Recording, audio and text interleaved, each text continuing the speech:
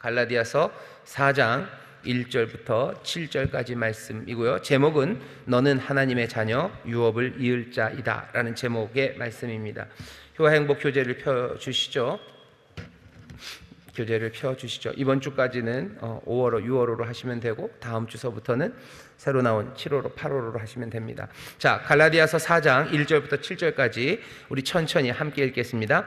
내가 또 말하노니 유업을 이을 자가 모든 것의 주인이나 어렸을 동안에는 종과 다름이 없어서 그 아버지의 정한 때까지 후견인과 청지기 아래에 있나니 이와 같이 우리도 어렸을 때 이 세상 초등학문 아래 있어서 종노릇하였더니 때가 차매 하나님이 그 아들을 보내사 여자에게서 나게 하시고 율법 아래 나게 하신 것은 율법 아래 있는 자들을 속량하시고 우리로 아들의 명분을 얻게 하려 하심이라.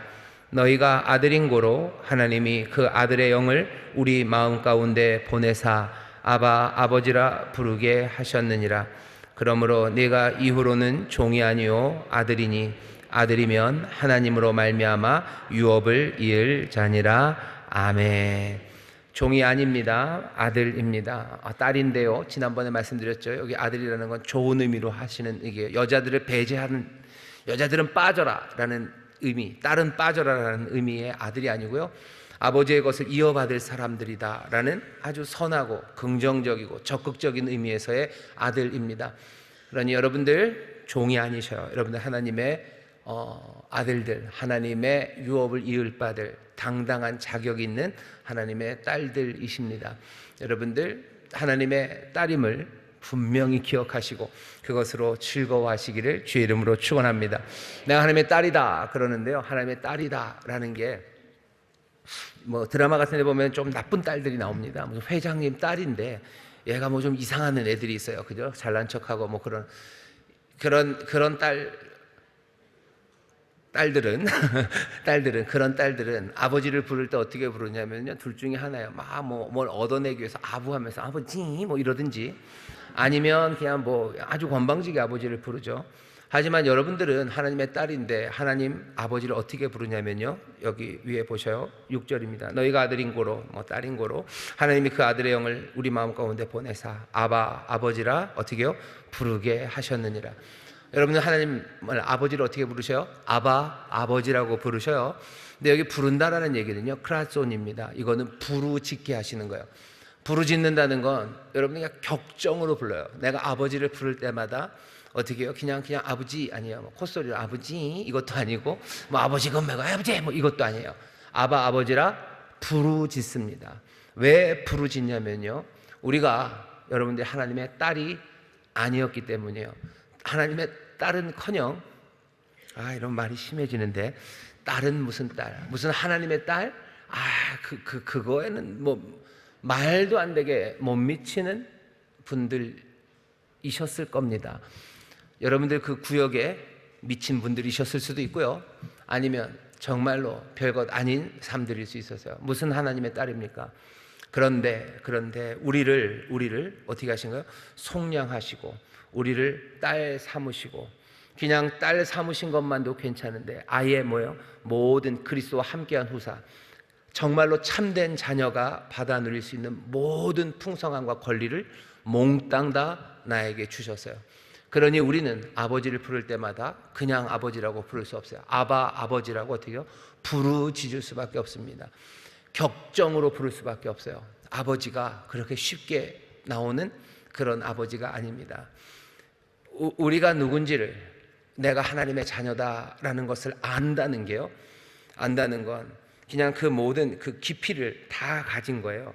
그러니까 내가 별것도 아니고 아무것도 죽을 수밖에 없는 나, 그냥 버림받을 수밖에 없는 나, 그냥 진토와 같은 나를, 죄인이었던 나를 하나님이 나를 위해서 속량하실 때 그냥 없었던 걸로 해주마라고 말 한마디 하신 거 아니에요. 하나님 의로우셔서 그렇게 하시지 않으십니다.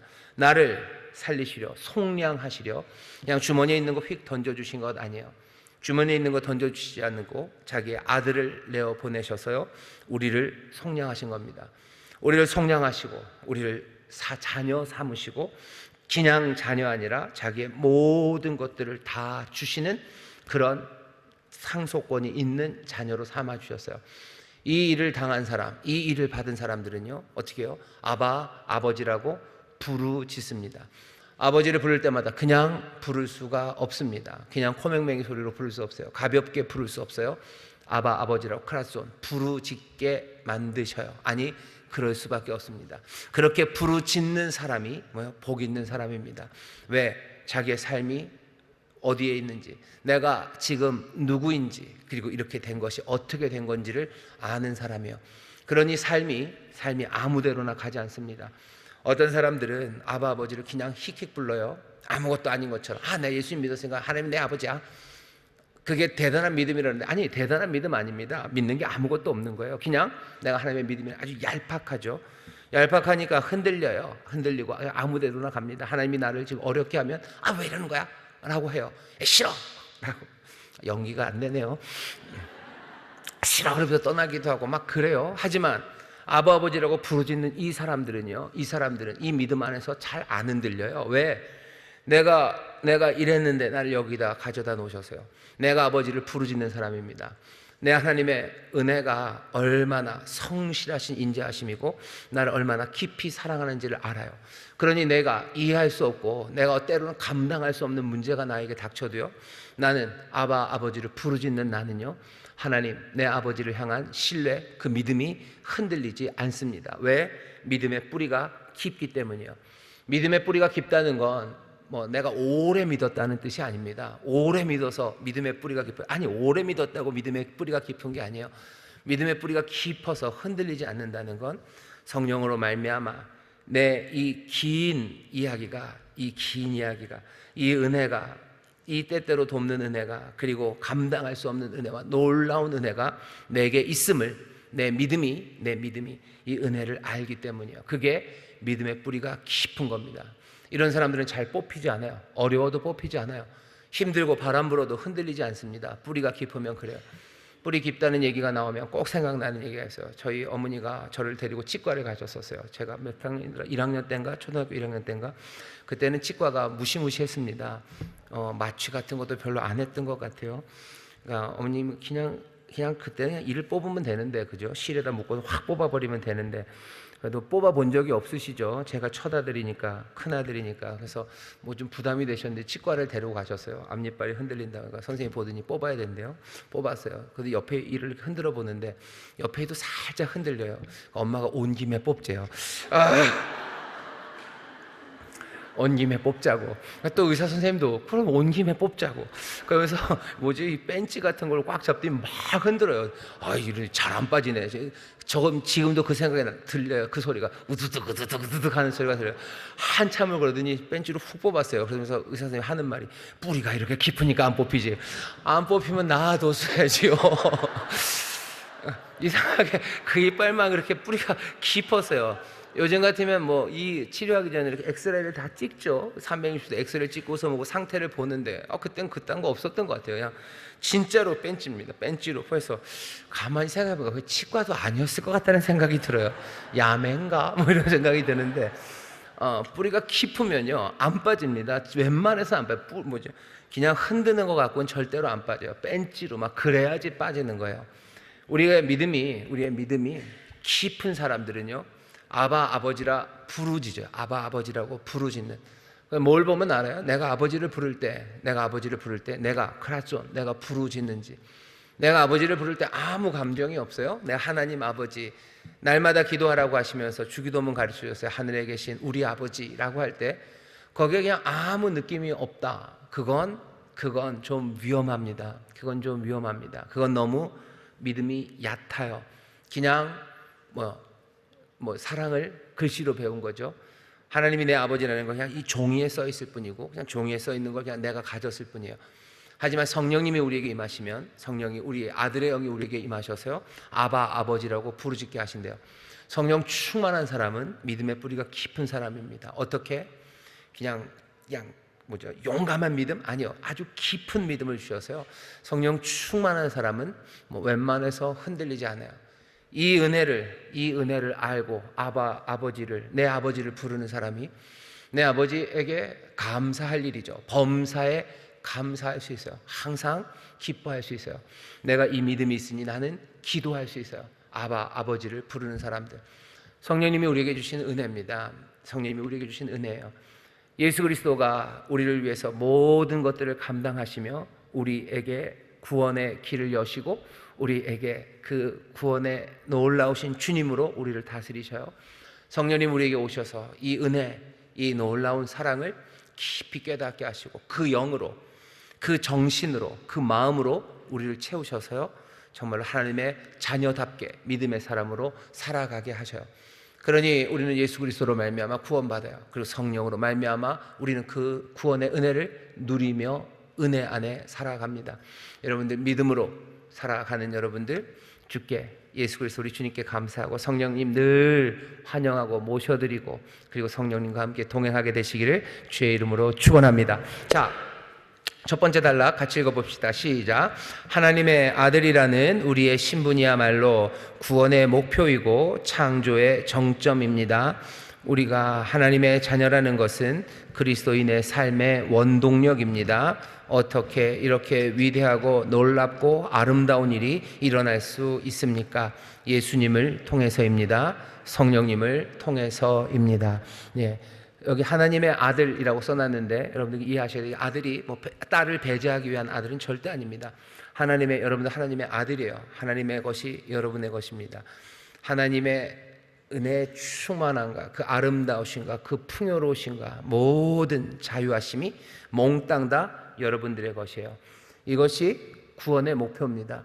하나님은 우리를 구원하셔요. 우리를 구원하시는데 하나님은 우리를 구원하셔서 뭐가 되게 하셔요? 짐승이 되게 하셔요. 하나님은 우리를 구원하셔서 그냥 사람 되게 한다는 말도 돼요. 왜? 사람은 하나님의 형상으로 지음받았기 때문에 우리를 구원하셔서 참 사람이 되게 하는 것, 그것도 말이 되지만 결국은 참 사람은 하나님의 아들이죠. 예수 그리스도 안에서 분명하게 보여진 참 사람, 하나님의 아들, 그것이 구원의 목표입니다. 하나님의 아들 된다는 건 신분이 변하는 거예요. 하나님의 아들이 된다는 건 삶이 변하는 겁니다. 하나님의 아들들은 세상에서 달리 삽니다. 구원의 목표가 우리가 하나님의 자녀 되는 것임을 분명하게 여러분들이 붙잡으셔야 돼요. 내가 예수 믿고 구원받는 게 잘 먹고 잘 살기 위해서다. 아니, 잘 먹고 잘 사는 건 어쩌면 하나님의 아들의 삶 그 안에 여러 가지 것들 중에 하나일 뿐입니다. 하나님의 아들로 살아가는 게 구원의 목표예요. 그러니 거기에는 당연히 의로운 삶도 있습니다. 하나님의 아들들은 의롭게 삽니다. 그 나라와 그 의를 구하며 살아요.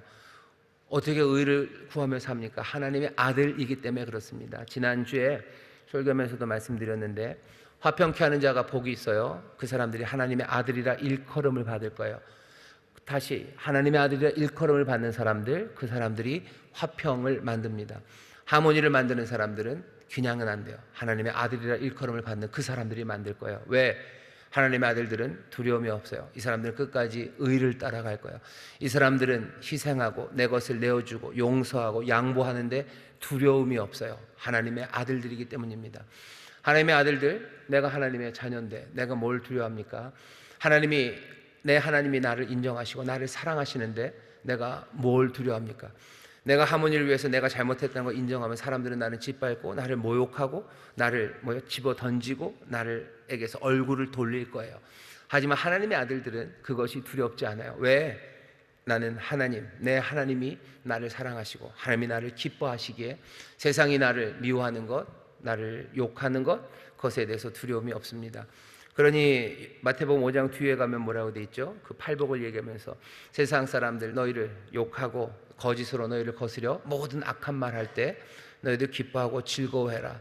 왜? 하늘에서 너희 상이 큼이기 때문이에요. 여기 하늘이라는 게 정말로 저 하늘은 아니죠. 하나님의 나라, 내 아버지의 나라, 내 아버지가 내게 상 주셔요.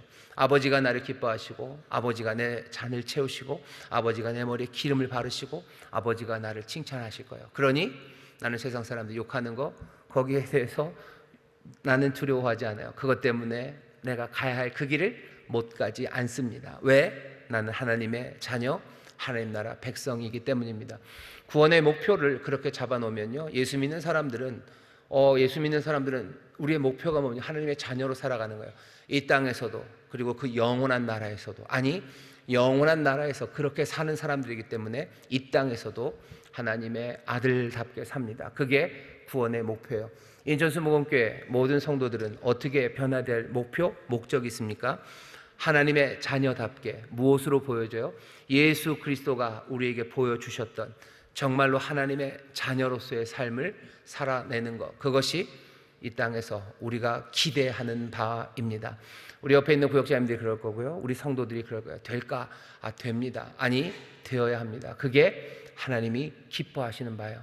하나님이 자기 자녀들이 자기 형상 담는 거 기뻐하셔요. 하나님의 의가 내 자녀들, 여러분들에게서 나타나는 거 기뻐하셔요. 하나님의 사랑이 우리에게서 나타나는 거 기뻐하시고, 하나님의 신실하심이 우리의 삶에 나타나는 거 하나님이 기뻐하셔요. 하나님의 풍성하심이 내 자녀들에게 나타나는 거 기뻐하시고, 또 그 일을 위해서 기뻐하시는 자들에게 하나님의 은혜를 그리고 주실 것들을 뒤로 빼지 않으셔요. 아들을 내어주시니가 우리에게 주시지 못할 게 뭐가 있습니까? 모든 것을 내어주실 거예요. 모든 것이 합력하여 선을 이루게 하실 거예요. 구원의 목표는 다른 데 있지 않습니다. 하나님의 아들이 되는 것, 거기에 있습니다. 구원의 목표가 그래요. 그리고 이 이야기가 복음의 중심입니다.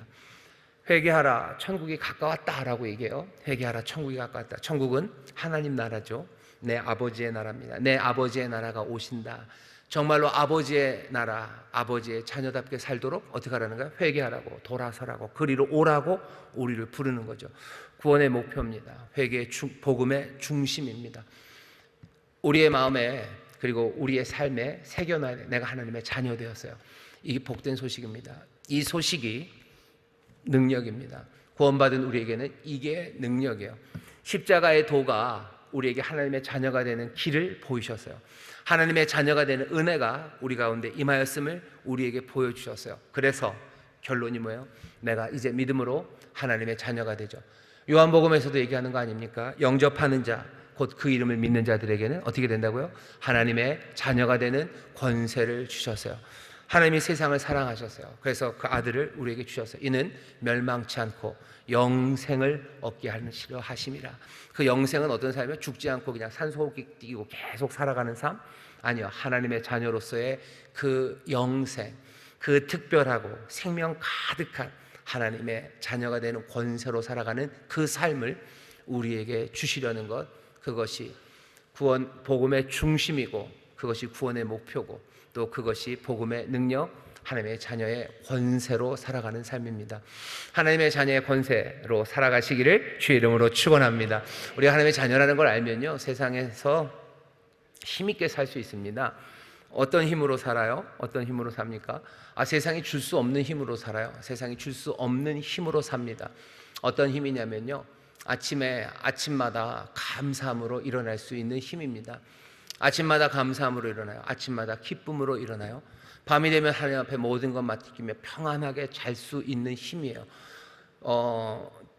한때 세상에서 가장 힘센 사람, 힘센 남자가 누구였냐면요, 푸틴이었습니다. 맨날 자랑하죠. 맨날 우통 벗고서 말 타고 다니고 이러고 뭐 사냥하고 폼 잡고 그랬어요. 푸틴이 밤마다 감사하고 평안하게 잘까? 아침마다 감사와 기쁨으로 일어날까? 푸틴에게는 그런 힘이 아마 없을 겁니다. 하지만 우리는 아니요. 밤이 되면 모든 것 주 앞에 맡기고 우리는 평안하게 잘 수 있어요. 세상에 가장 힘센 사람도 평안하게 잠 못 잡니다. 온갖 경호원들, 알람들 다 켜야 돼요. 우리는 알람 안 켜고도 잘 수 있습니다. 하나님이 나를 지키셔서 이 밤 하나님의 품 안에서 나를 품으시고, 또 하나님의 은혜 가운데 아침에 나를 일으켜 세우실 거예요. 난 하나님의 자녀이기 때문이에요. 여러 가지 어려운 일이 오면 사람들 마음이 무너져요. 우리는 안 무너집니다. 우리는 안 무너져요. 사람들은 의로운 일을 할 때 두렵고 떨려서 어쩔 줄 모르고 머뭇거리죠. 우리는 머뭇거리지 않아요. 왜? 우리는 하나님의 자녀들이기 때문입니다. 복음의 능력이에요. 복음의 능력은 여기서 그치나요? 아니죠. 우리의 힘이 아닌 하나님의 놀라우신 은혜 가운데 성령께서 우리를 또한 도우셔요. 내 안에 있지 않았던 하나님의 도우심이, 하나님이 우리를 채우실 때 지혜로 채우시고, 능력으로 채우시고, 믿음으로 채우시고, 또 할 수 있는 모든 재능에 부족함이 없게 하십니다. 하나님의 아들들, 하나님의 자녀 되신 여러분들의 힘과 능력을 잊지 마셔요. 여러분 하나님의 자녀들입니다. 내가 주 안에서 모든 것 할 수 있어요. 내가 할 수 있습니다. 세상이 할 수 없는 일들을 할 수 있습니다. 다시 한번 옆에 있는 분들에게 우리에게 복음의 능력이 있습니다. 우리에게 복음의 능력이 있습니다. 아멘, 아멘. 복음의 능력이 있습니다. 아멘. 이 능력들이 이제껏 현실적으로도 세상을 바꿔왔습니다. 세상을 바꾼 게, 선하게 바꾼 게 뭔지 잘 보셔요. 세상을 바꾼 건 뭐냐면 여전히 하나님의 은혜로 주어진 그 복음의 능력들이 세상을 바꿔왔어요. 단박에 바꾸지는 않았습니다. 하지만 가만히 세상의 역사를 보면 결국은 복음의 능력이 세상을 바꿔왔어요. 소위 말하는 노예제가 어떻게 없어졌을 것 같으세요? 복음의 능력입니다. 노예를 둔다는 게 얼마나 좋은데요. 그걸 왜 포기합니까? 왜 그게 인권이라는 얘기를 누가 합니까? 누가 해요? 복음의 능력이 그 얘기를 하는 거예요. 어느샌가 복음의 능력이, 그리고 그 진리가 세상에 조금씩 퍼져가고요. 그리고 그 진리에 함께 마음을 쏟은 그 사람들이 하나씩 세상을 바꿔내기 시작한 거예요. 대한민국에 여러분들 어디 감히 여자분들이 여기 있어요. 왜 그런 거예요? 그냥 세상이 이렇게 바뀐 거예요? 세상이 이렇게 바뀌었어요? 아니, 세상이 왜 여자들을 왜 놔줬을 것 같으세요? 왜 놔줬는지 아세요? 복음이 말했기 때문이요. 복음 안에는 남자, 여자 그런 거 없다. 하나님께서 그리스도 안에서 모든 벽들을 다 깨뜨리셨다고 말씀하셨기 때문이요. 그래서 여기에 온 거지. 여러분들이 그냥 여자가 많고 남자가 없으니 제가 쫄립니다 지금. 여러분들 잘 생각해 보세요. 어떻게 그렇게 됐을까? 복음의 능력이에요. 하나님의 진리대로 지금 가고 있는 거지. 왜 여자들을 풀어줍니까? 왜 여자들을 풀어줘요? 여러분들 소위 말하는 종교적인 얘기들 보세요. 유교 생각해 보세요. 4대 종교라 그러는데 공자님이 여자들 풀어주라고 하신 적 없어요. 당연히 안 되죠. 그러면 안 돼요. 여자들이 해야 될 일이 있는 거예요. 삼종지도 어쩌고 그러고 해야 돼요. 그렇게 해야 되는 거였죠. 그러면 나머지 종교는 뭐예요? 불교? 불교가 여자들이 다 남자들과, 아니, 그런 거 절대 안 가르칩니다. 왜? 연이에요. 여자로 태어나고 여자가 별로 권력이 없고 힘이 없는 거면 다 니들이 전생에 잘못했기 때문이에요. 그러니까 연기죠. 연이 있으니까 그렇게 나타난 거예요. 여자가 된 거는 여자로 태어날 만한, 아니면 더 좀 낮은 직급, 동물로 축생으로 태어났으면 축생으로 태어날 만한 뭔가를 했기 때문이죠. 그러니 그대로 받아들이면 돼요. 훌륭하게 태어났으면 훌륭하게 태어나면 돼요. 그러면 기회, 불교가 말하는 기회는 뭐예요? 그러니까 이 생에서, 지금 이 세상에서 해탈해야 되죠. 각해야 돼요. 못났어도 각하면 뭔가 그 굴레에서 팍 나가는 거죠. 잘났으면 또 잘난 대로 각해서 거기서 떠나가면 돼요. 하지만 지금 여기 있는 이 세상은 그냥 그대로 내버려둬야 돼요. 왜? 정당해요. 왜? 연기이기 때문에 그래요. 옛날에 그 연이 여기 그냥 나타난 거죠. 그러니 못나게 태어났고 구박받는 자리에 태어났고 아주 모진 남편 아래 내가 들어온 거는 왜 그런 거예요? 내가 전에 여러분들이 나라를 팔아먹었기 때문이에요. 그런 얘기입니다. 나라를 팔아먹어서 여기 된 걸 그걸 뭐라고 얘기할 거예요? 할 말 없죠. 여자로 태어나서 짓밟히면 짓밟힌 대로 살아야 돼요. 왜? 연이 그렇게 귀한 거기 때문이라고 가르쳐요. 유교가 가르칩니까? 불교가 가르칩니까? 아니요. 그러면은 뭐가? 힌두교? 힌두교는 더 세요. 이거는 그냥 아예 이건 지금도 카스트입니다. 남자 여자뿐만 아니라 아예 딱 나눠놓고요. 절대로 못 넘어가요. 힌두교 그렇게 가르칩니다. 나머지 세상에 무슨 종교에서 마호멧? 무하멧? 저 이슬람에서 여자들이 어디 감히? 죄송합니다. 어디 감히? 당연히 여자들은 그냥 다 죽어야 돼요. 얼굴 가려야 돼요. 어디 얼굴을 내놓고 그러고 다녀요. 세상에 무엇이 여자들을 소위 말해 해방을 시켰어요? 무엇이 여자들이 같은 권리를 가져야 된다 누가 말합니까? 경제적으로? 아니에요. 경제적으로 짓밟혀 있는 사람들은요, 짓밟힌 대로 놓는 게 훨씬 더 낫습니다. 종처럼 부려먹으면 되죠. 그러면 훨씬 더 경제적으로 잘 돌아갈 거 아닙니까? 그렇게 돌아가면 돼요. 여자들한테 왜 참정권을 줍니까? 제정신입니까? 그 사람들한테 주지 말아야 돼요. 왜 여자들에게 참정권을 주고 왜 여자들에게 동등한 권리를 줍니까? 원래 있었던 세상에서 원래 있었던 사람들이 그리로 간다고요? 도대체 무슨 이유로? 경제적인 이유도 없어요. 정치적인 이유도 없어요. 그리고 종교적인 다른 데서도 아무 이유 없어요. 왜 그렇게 가야 된다고 생각해요? 그냥 하나예요. 놀랍게도, 아주 놀랍게도 거기 나사렛 예수, 그분 십자가에서 돌아가셨던 그분의 부활을 믿었던 그냥 그 사람들이 정말로 그리스도 안에서 받은 그 놀라운 은혜, 그 안에서 발견된 하나님의 뜻, 그거 말했을 뿐이에요. 그리스도 안에서 모든 담들 다 부서졌다고. 그리스도 안에는 뭐 남자나 여자나 종이나 자유자나 그런 구분 없다고. 이방인이나 유대인이나 그런 구분 없다고. 모두가 다 하나님의 자녀고, 모두가 다 하나님의 형상대로 지음받아 하나님의 자녀 될 수 있는 그 권리, 그 은혜 앞에 있는 사람이라고. 그렇게 세상을 바꿔 나가기 시작한 거예요. 단박에는 아닙니다. 천천히. 하지만 여기까지 왔어요. 세상을 바꿔 나갑니까? 복음의 능력. 예, 복음의 능력입니다. 세상은 하나님의 뜻대로 됩니까? 예, 하나님의 뜻대로 됩니다. 주님이 다스리십니까? 주님이 다스립니다. 우리가 생각하는 것처럼 빠르지 않아도 하나님께서 그렇게 하시는 게, 빠르지 않는 건 부덕한 거예요. 좋지가 않죠. 그건 벌추가 아닙니다. 그렇게 얘기하는데, 빠르지 않아야 하신 게 아니에요. 하나님은 오래 기다리신 거예요. 오래 기다리신 거면 그거 덕이 되는 겁니다. 하나님이 느린 게 아니에요. 하나님이 오래 기다리신 거죠. 왜? 은혜로.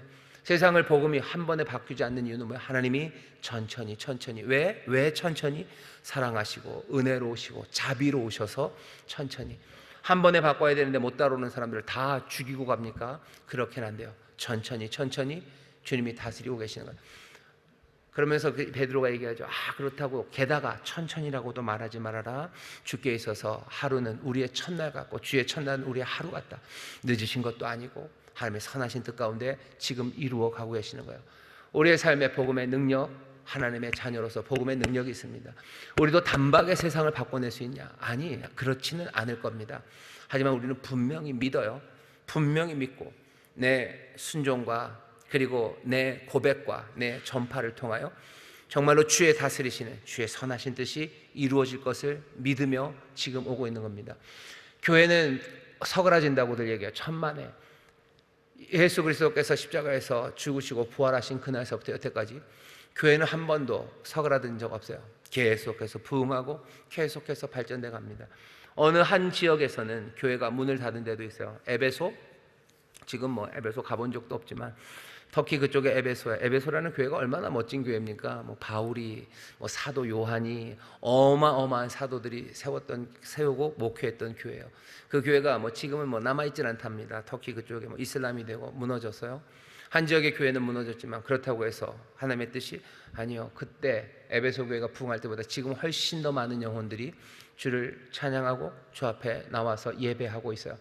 한국의 교회가 줄지 않습니까? 우리는 줄지 몰라요. 하지만 지금도 복음은 흥황해서요. 그 복음의 능력으로 훨씬 더 많은 사람들을 살려내고 있어요. 우리가 바라는 건 뭐예요? 우리 안에서도 여기서도 이 복음의 능력이 점점 더 부흥하고 발전되기를 우리는 바라고 전심을 다하죠. 하지만 그것이 우리 뜻대로 되지 않는다고 해서 하나님을 비난할 것도 아니고 우리를 비하할 것도 아니에요. 왜? 여전히 우리는 하나님의 자녀로, 하나님의 아들로 하나님의 복을 누리며 살고 하나님의 선하신 뜻은 이루어지기 때문입니다. 믿음이 뿌리가 깊은 사람들이요. 그렇게 속량하시고 아들 삼으시고 그렇게 복기 주신 내 아버지, 성령으로 말미암아 아바 아버지를 부르짖는 사람들, 그러니 소망을 놓치지 않아요. 감사함을 놓치지 않아요. 끝까지 기도하고 또 감사하고 기뻐하면서 하나님의 일을 해 나갑니다. 그 가운데 바라는 게 있죠. 더 풍성하시길, 주께서 우리 가운데 일어나셔서 주의 영광 가득하기를 우리는 소망하며 나갑니다. 하지만 그리 되지 않는다고 해서 우리가 절망하지 않아요. 하박국이 그러죠. 무화과 나무 잎 마르고 우리의 뭐가 없고 뭐가 없어도 나는 여호와로 인하여 즐거워한다고. 나는 기뻐한다고. 나는 기쁘고 나는 즐겁습니다. 하나님의 자녀로 나는 여전히 살아가고 하나님의 뜻은 이루어져요. 복음의 능력입니다. 이 일이 어떻게 이루어져요? 예수님을 통해서, 그리고 성령님을 통해서 우리에게 이 일이 이루어집니다. 하나님의 자녀라는 그 든든한 삶을 여러분 놓치지 마시기를 주의 이름으로 축원합니다. 옆에 있는 분들에게 얘기하시오. 우리 하나님의 자녀입니다. 우리 하나님의 자녀입니다. 하나님의 자녀입니다. 하나님의 자녀입니다. 또 다시 복음의 능력으로 삽니다. 복음의 능력으로 삽니다. 복음의 능력으로 삽니다. 든든하게 붙잡으셔요. 복음이 능력이 있어요. 여전히 세상을 바꾸고 계셔요. 아니, 복음 그리스도 안에서의 진리 말고는 세상을 다스리는 것 없습니다. 우리는 그 믿음으로 살아갑니다. 그게 하나님의 자녀가 살아가는 방식입니다. 자, 그 다음 단락 어디까지 읽었죠? 하나만 읽었나요? 얼랄라 울랄라, 이게 시간이 저렇게 됐는데 늦게 할 것 같아서 일부러 말을 1.25배속으로 하고 있는데도 못하고 있습니다. 자, 그 다음 단락 같이 읽겠습니다. 시작. 큰 재산을 상속할 어린아이가 있다고 합시다. 유업을 이을 아들이어도 어릴 때는 종과 다름없습니다. 종들의 통제 아래에 있기 때문입니다. 후견인이나 청지기 아래에 있기 때문입니다. 하지만 어느 순간에는 명실상부한 아들이 되는 때가 옵니다. 로마 경우 14세까지는 후견인 아래, 25세까지는 청지기의 통제 아래에 있었습니다. 재산에 대한 전권을 그 이후에 갖게 되었습니다. 영적인 자유를 약속받았으나 누리지 못하고 초등학문 아래 있었습니다. 그리스도인이 되었다 하더라도 구원의 자유, 기쁨을 제대로 누리지 못했습니다. 아들인데도 하루하루를 종처럼 살았습니다. 하지만 성년이 되면 달라집니다. 그런데 성년은 시간이 지나기만 하면 되는 것인가요? 아닙니다. 우리나라 법만 해도 성년 후견인 제도가 있어서 정신적인 문제가 있는 사람은 성년이어도 후견인을 두게 됩니다. 자, 거기까지요. 때가 차매라는 말이 있어요. 때가 차매. 아이가 자라서 때가 차듯이요. 때가 차면 이전에도 아들이었어요. 하지만 전혀 다른 페이스가 열립니다. 때가 찰 때가 있어요. 이 세상에도 하나님이 때가 차매 인생들을 바꾸시려기 위해서요, 그 때가 찼을 때 보내신 이가 계셔. 예수 그리스도 하나님의 아들을 보내신 거죠. 아들을 보내셔서 4절입니다. 때가 차매 하나님이 그 아들을 보내사 여자에게 나게 하시고 율법 아래 나게 하신 것은 율법 아래 있는 자들을 속량하시고 우리로 아들의 명분을 얻게 하려 하심이라. 드디어 하나님의 때가 왔어요. 그 때가 찹니다. 아들을 보내시고 그래서 율법 안에 있는 우리들을 속량하시고 그리고 아들이 되게 하셔요. 때가 찹니다. 하나님의 아들을 보내셔요. 우리를 속량하셔요. 속량하신다는 건 영어로는 리뎀션입니다. 구속이라는 속자가 들어갈 때요, 뭐 구속 영장, 그래서 잡아가는 그 속자가 아니에요. 값을 치르신다는 거예요. 속량하셔요. 값을 치러서 우리를 노예 상태에서 종된 상태에서 우리에게 자유를 주십니다. 끌어내셔요. 속량하시고 그리고 아들의 명분을 얻게 한다고 그랬죠. 5절에 보면, 5절 다시 읽겠습니다.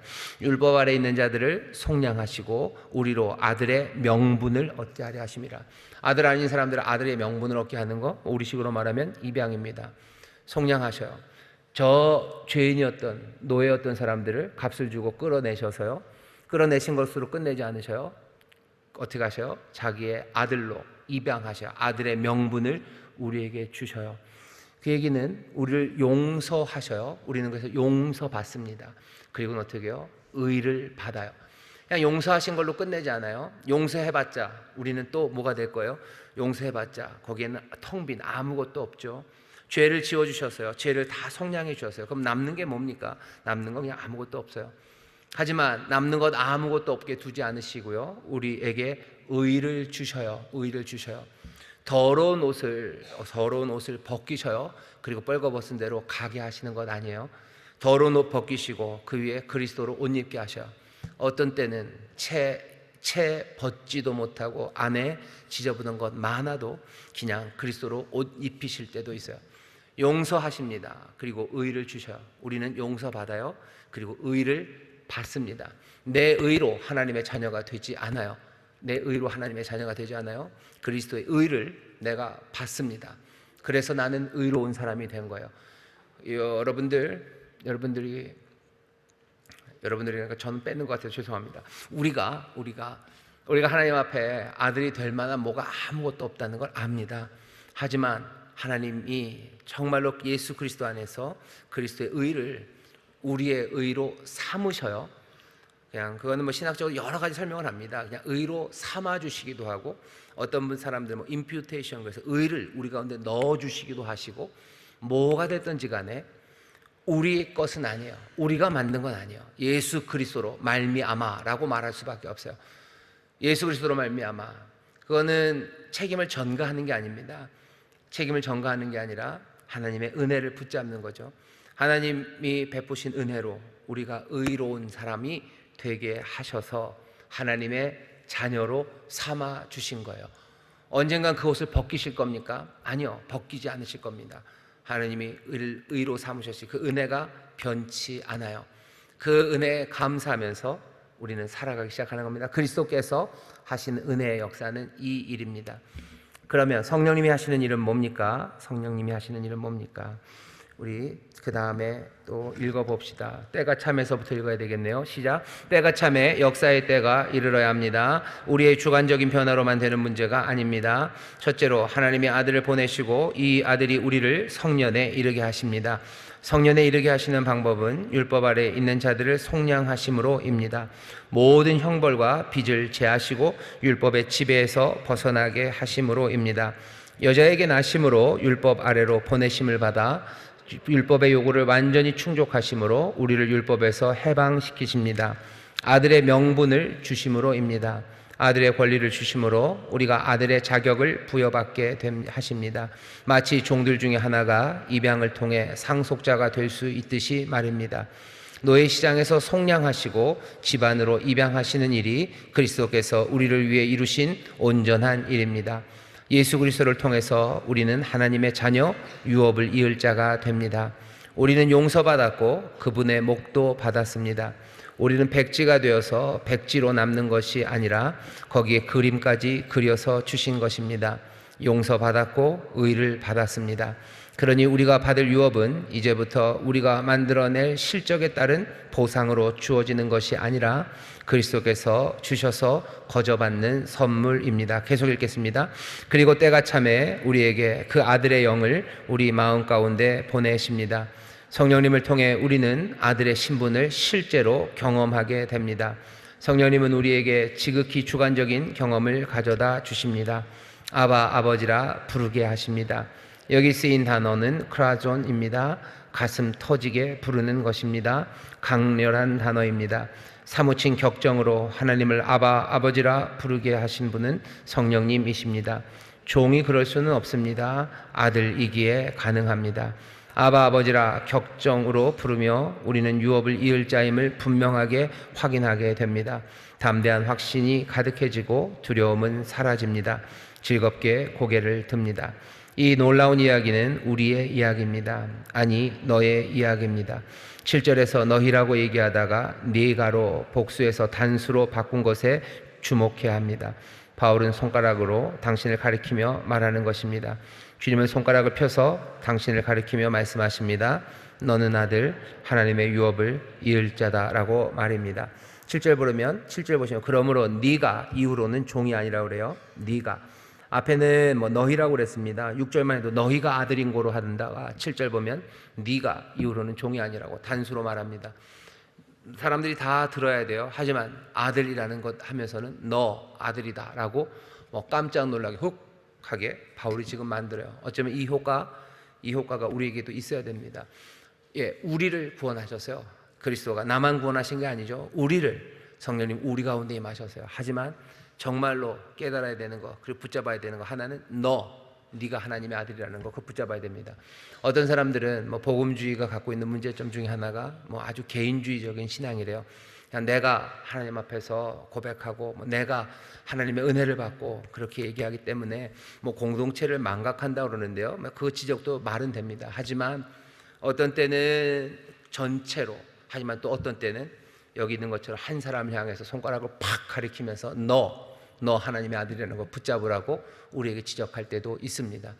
그러니 오늘 이 말씀을 읽는 사람들은 이 의도 그대로 이 뜻이 우리 가운데 이루어져야 돼요. 내가 고백할 수 있어야 됩니다. 나는 하나님의 자녀, 나는 하나님의 유업을 이을 자.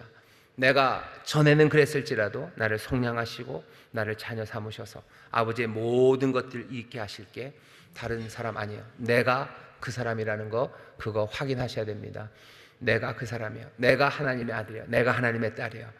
아무것도 아니었지만 속량하시고 나에게 의를 주셔서 나에게 이 귀한 삶을 나에게 주신 예수 그리스도, 또 이 삶을 하나하나 따라갈 수 있도록 나를 도우시고 이 깊은 은혜 가운데 부르짖게 하시는 성령님, 예수 그리스도 붙잡으시고 성령님 의지하시며 정말 하나님의 자녀로 살아가시기를 주의 이름으로 축원합니다.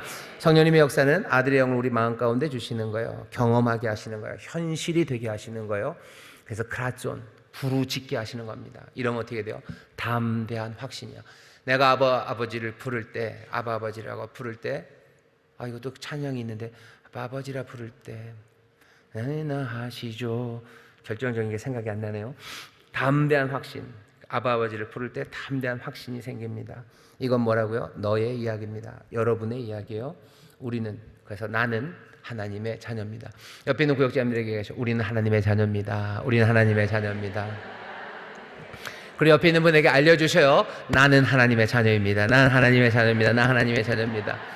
또 옆에 있는 사람 축복하셔요. 너는 하나님의 자녀입니다. 너는 하나님의 자녀입니다. 당신 하나님의 자녀셔요. 아멘, 아멘, 아멘. 하나님의 자녀들이 여기 다 같이 모였습니다. 즐거운 시간입니다. 행복하게 함께 신앙생활 하시기를 바랍니다. 자, 한 걸음 내딛기만 다시 읽었으면 좋겠습니다. 시작. 성령 충만으로 아버지를 부르짖을 때는 언제입니까?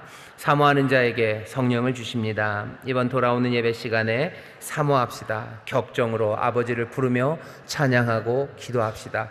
구역시들이 함께 모여 앉아 이 격정을 같이 누리면 한 형제임을 확인하여 더욱 감사가 넘칠 것입니다. 아버지를 격정으로 부르기 시작하는 사람들, 그 사람들이 복 있습니다. 주의 이름을 그렇게 부르는 사람들, 그 사람들이 복 있는 사람들입니다. 기도하겠습니다. 하나님 감사합니다. 우리 사랑하는 구역장들, 정말로 하나님의 자녀임을, 내가 하나님의 자녀된 그 크신 은혜를 깊이 마음에 담아 아버지 뿌리 깊은 믿음으로 정말로 늘 기쁨과 감사로 주를 섬기며 나가는 하나님의 자녀들, 하나님의 능력들이 되게 하여 주시옵소서. 아버지, 이 능력으로 나가니 우리 하나님의 뜻, 우리 주님의 뜻이 이루어질 줄 믿습니다. 주여, 생명들이 일어나고 변화되는 그 기적이 우리 구역마다 넘쳐나게 하여 주옵소서. 감사드리며 예수님 이름으로 기도하옵나이다. 아멘.